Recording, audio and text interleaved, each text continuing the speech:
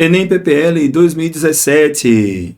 Vamos ter então, temos aqui um texto em prosa, não estou vendo a fonte, é mais um daqueles podcasts que o Enem inventa, né? Eri Soares, Gazeta Online, um jornal, viu, galera? Gazeta Online, vamos em frente, porque atrás vem gente. Ao discorrer sobre a festa de São João e a quadrilha como manifestação da cultura, o texto privilegia a descrição de quê?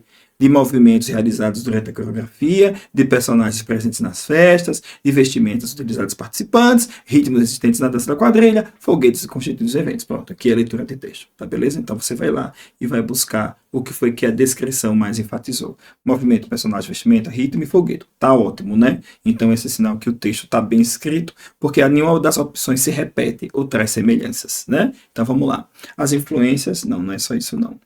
Ele é maiorzinho esse texto.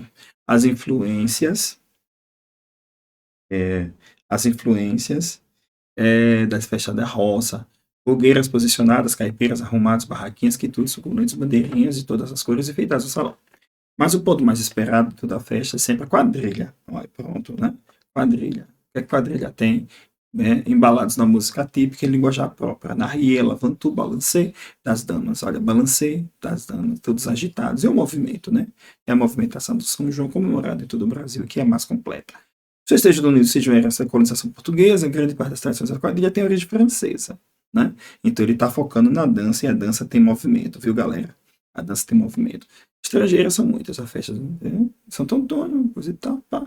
Charge das damas, que também é movimento, nada mais do que é a troca das damas na dança do francês chargé, né? O alavantu, quando os casais se aproximam e se cumprimentam, também é do francês, e vem em vantu, né? E assim também acontece com o balancê, que também vem do bailar em francês. O balancê, balancê. Né? Então ele está falando o quê? Da coreografia, é a letra A. Perfeito, tá? Beleza. Até a próxima.